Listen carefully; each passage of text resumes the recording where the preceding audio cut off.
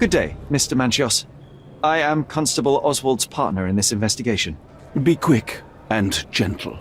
Some of your colleagues are untrained boors. Although I don't mind meeting young officers, the new blood here. If you cooperate in finding Fabio's murderer, there will be no need to meet with the boars again. That voice. Werner's friend? You're the policeman. What a disappointment. Only an undercover agent can scour a ditch full of deviants. I am a consulting detective, although I'm capable of replacing the entire department through my consultations. Sharp-tongued, I like it. May I presume this tongue will get us out of this trouble? I would be so indebted and glad to repay you. Nothing's changed. I'm looking for the murderer. That's the only way to get us out of trouble. But it shouldn't take much time, correct? We're all busy after all. I need to examine you first.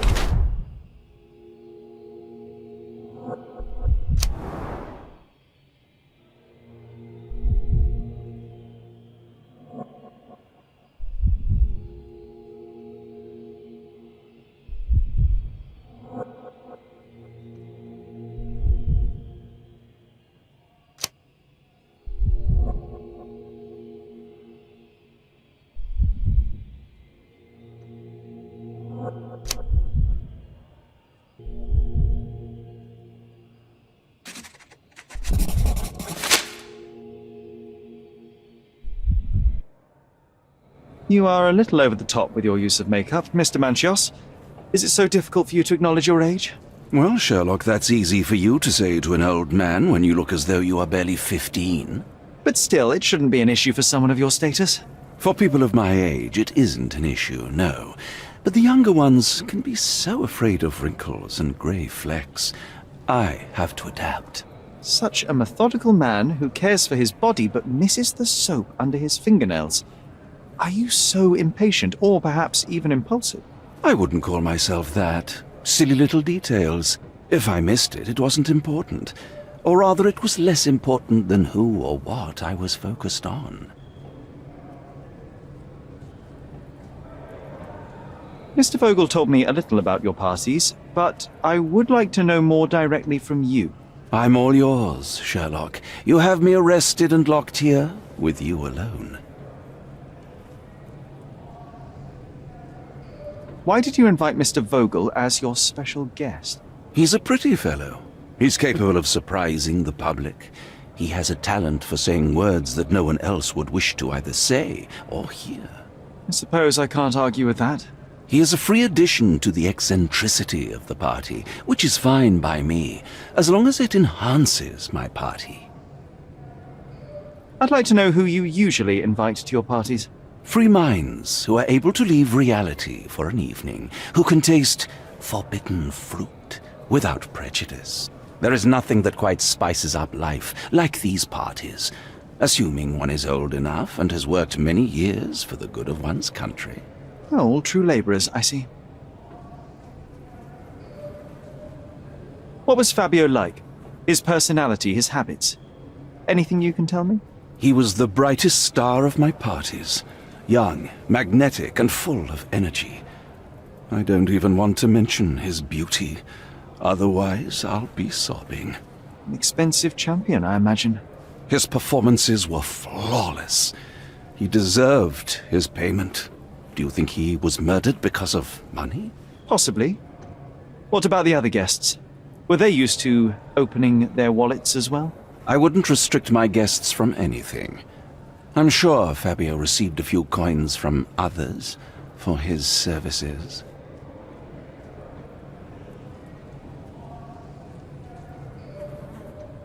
I've no idea about that. There is undeniable evidence that you were the original recipient of this letter. What are you talking about? Is it addressed to me? Your protégé wanted a fresh start, it seems. This is sufficient to charge you. Me? Hurt my star? Are you insane that you would accuse me of such a thing? He did not consider himself as yours. Since you deny everything, let's move on. Do you have any idea as to how the letter could have ended up in Mr. Vogel's pocket? You were the detective. Perhaps he took it from Fabio. Werner was a little high.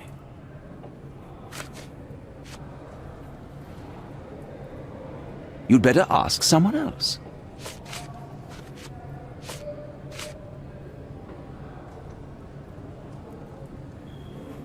That's not something I know much about. I've read the letter about your will. A harsh method of ridiculing Santos. I doubt he will use mustache wax when he wears no mustache to begin with. Where did you get it? Is the slug here? Tell him I shouldn't have to provide for him. He's a grown man who shouldn't sit on his uncle's neck. He conceives himself as my only heir. And who is he to you? He's a leech on my aging body. He has only added problems to my life since the death of his mother. I fail to see why you made him your major domo. He needed to know his place, so I taught him.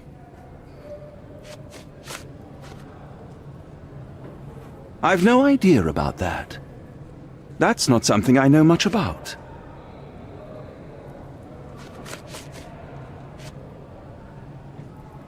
Do you have any idea who tipped off the police to raid your mansion, Mr. Manchios? Of course. It was you. I could even say you Sherlocked me in here. A good guess, but the wrong one. The fellow who did that was Mr. Pinchetti, your major domo. What? Santos? But how could he even know? If he's not the murderer himself. The ungrateful swine. He has dared to besmirch my reputation. Not a very eloquent choice of words. What should I call him then, since he's a snitch? Make him talk, Sherlock. I'm quite certain he knows more about the murder than he has told the police.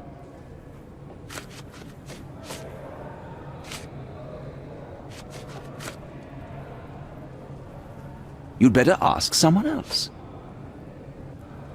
You'd better ask someone else. You'd better ask someone else. You bought an expensive pair of cufflinks for Fabio. Were they his price? Or were they a tip for an exclusive show? It was pure business. Fabio escorted me a few times. I was merely showing my gratitude. This pair cost a small fortune. You must be extremely grateful then. Tell me more. You've thrust a knife in an exposed nerve, Sherlock.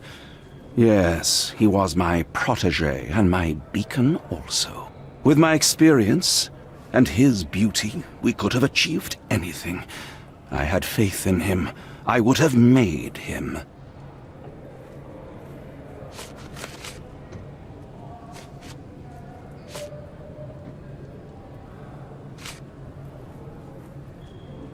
You'd better ask someone else. You'd better ask someone else. You'd better ask someone else. I've no idea about that. Do you recognize this book? Could Matista have borrowed it from your library? She didn't ask me. How ungrateful. The things described in the book were inspiration for the rituals you performed? Do you really believe that blood, symbols, and incantations can resurrect the dead? They are just eerie tales with a mix of occultism and voodoo. My rituals are a stage to show some of the forbidden pleasures.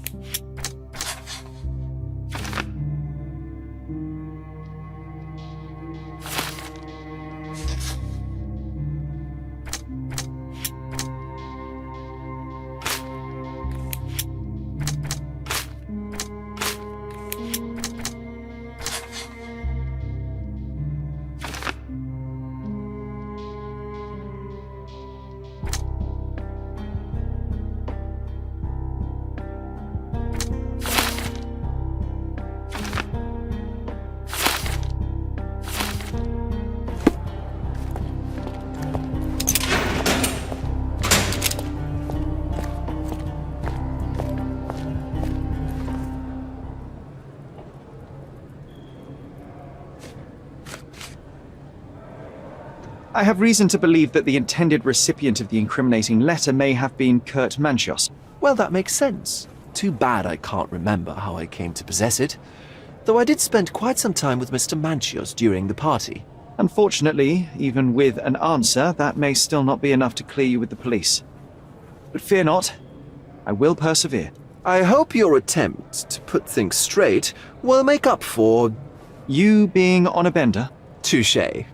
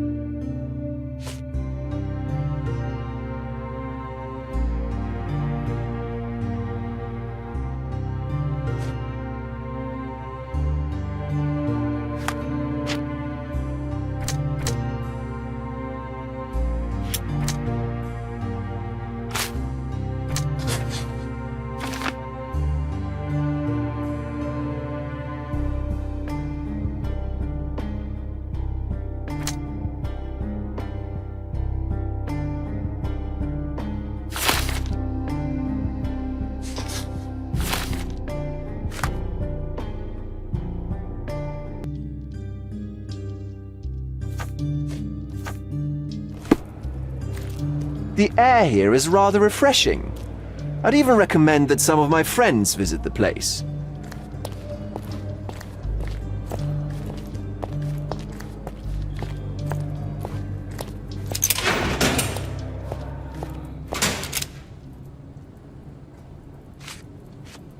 I don't know what to say.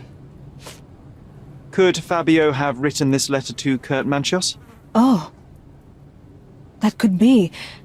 I never thought Mr. Manchios could make Fabio that angry, though. What do you mean? Well, Fabio wanted to disassociate from Mr. Manchios. Clients who are in love are both a blessing and a curse. But Fabio was here tonight. Money. In our line of work, we can't afford to turn down clients who pay as well as Kurt Manchios. Was Fabio afraid of Mr. Manchos? Not at all. The old toad wouldn't dare to do more than sweet talk and touching. Talk can be forgotten, and touching washed away.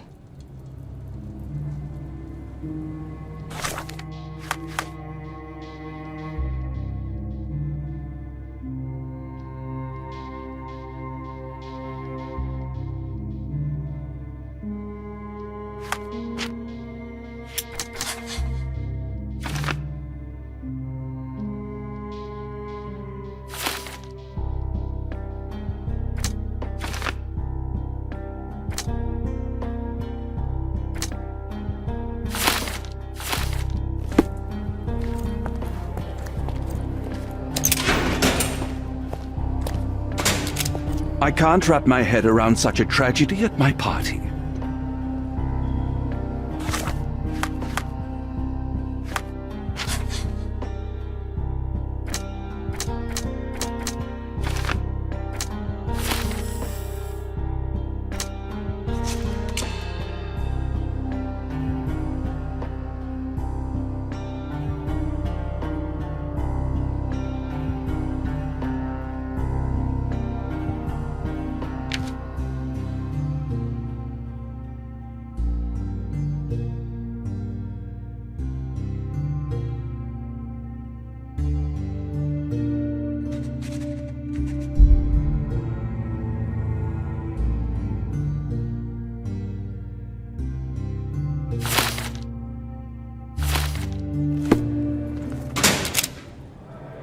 The murder of Fabio did not have a ritual purpose, Mr. Manchios. It was staged by a man who wished to distract the investigation. That might be true. That poor girl Matista wouldn't dare to kill the only man who cared for her. So, Santos. Mr. Pinchetti snatched at the chance to solve his problems. Ungrateful little scum. Will he be executed? But what for? He informed the police as to the crime, that was all. He couldn't stage the ritual, but he found the body, I believe. I can't believe it. Why did Werner do it? Mr. Vogel. He had no reason, and he won't be a scapegoat as you plan. You put Fabio's letter in his pocket when he was intoxicated, didn't you? You can't be serious.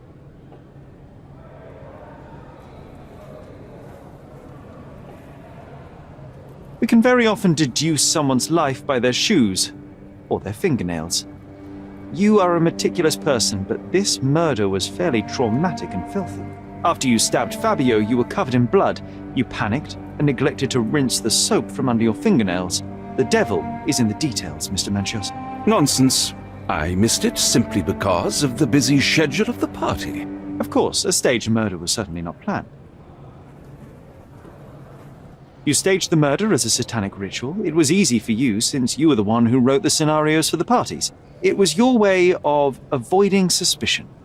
A respectable man in his 60s, Early 60s. who hosts the cream of Cordona's society, cannot possibly be a murderer. But the guests who behave like animals in his mansion, of course, one of them could have killed Fabio. I did oversee a few of the rituals, but I did not stage Fabio's death. You're at the twilight of your life. You have no partner, you have no children. You had feelings, however, for one man. That was Fabio. You loved him. That is, you wished to own him with money and gifts. But he was also a free mind, was he not? He turned his back on you. Quite unjust. Love, so cruel and painful, and Fabio, with his words and deeds, made you feel the more wretched. So you killed him. You must surely perceive that my sensitive nature wouldn't allow me to hurt anyone.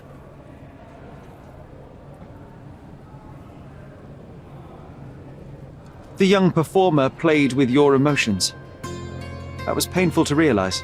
You spent so much time and effort to be with Fabio, but he didn't respond in the way you would have liked.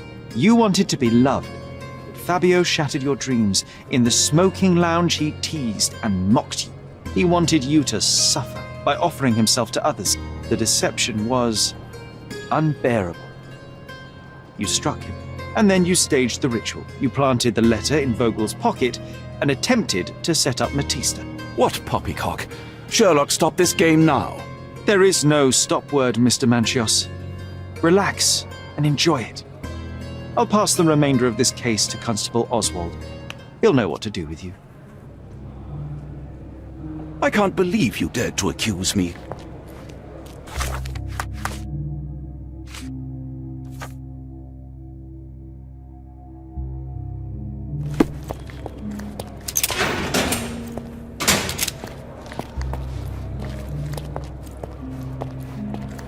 I know you can untangle this mess.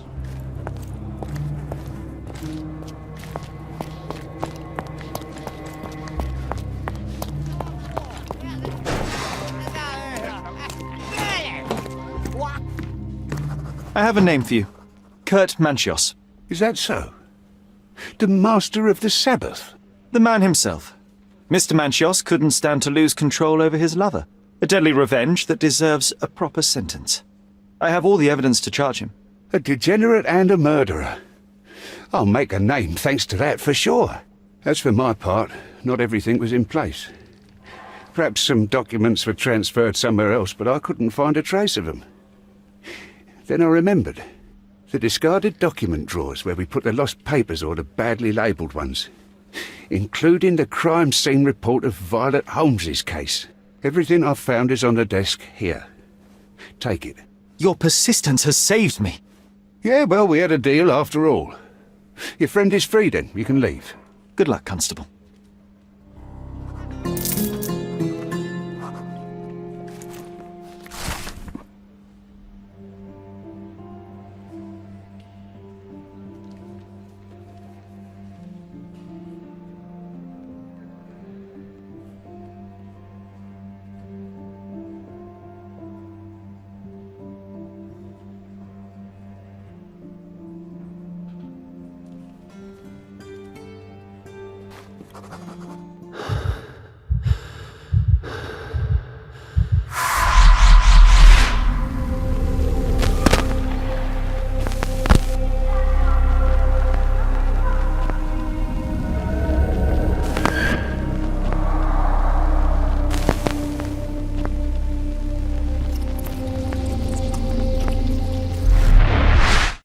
garden. There's a garden behind our manor. How could I forget? That's where it all happened, where it all went wrong. Sherry, it looks like you've almost found what you wanted. Oh, you did it, Sherlock! The case is closed and all rewards belong to the winner. Bravo! It is merely the triumph of the truth. Is it? No compromises? No lies? You're happy with your decisions? It was the best decision I could obtain. The truth must be told in the way it is most acceptable. You're making progress, Sherlock. I was right to believe in you. By the way, did you get that precious information about your mother? Oh, not that you must. Yes, I did. Forgive my intrusion in such a personal matter. I simply worry I'm failing to be of much help to you. Actually, you were. For some reason, all the archives on the case had disappeared. This was a rare opportunity to obtain the impossible. Outrageous. Perhaps someone found the truth unpleasant. Society usually rejects those who speak with too much honesty, doesn't it? A comfortable lie is often preferred to an uncomfortable truth. Still, I believe that the latter should prevail, and I cannot remain silent. That's quixotism at its best. Your mere truth cannot defeat institutions, systems, and power. Etiquette, religion, marriage, they're all lies told to preserve connections, love, and sanity, and it's all corruptible. Lies destroy human dignity. How could you make a free decision without any knowledge of the truth? Are we really free to decide anything in this world, Sherlock?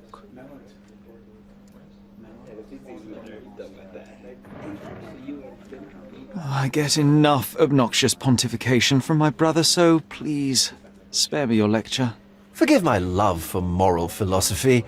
I know I tend to ramble. You're a walking contradiction, Sherlock. You refuse to lie to others, but constantly lie to yourself. How long until the train comes off the track? I cannot look away, but perhaps I should take a few steps back. You're an accident waiting to happen, dear. Until then, I shall bid you adieu.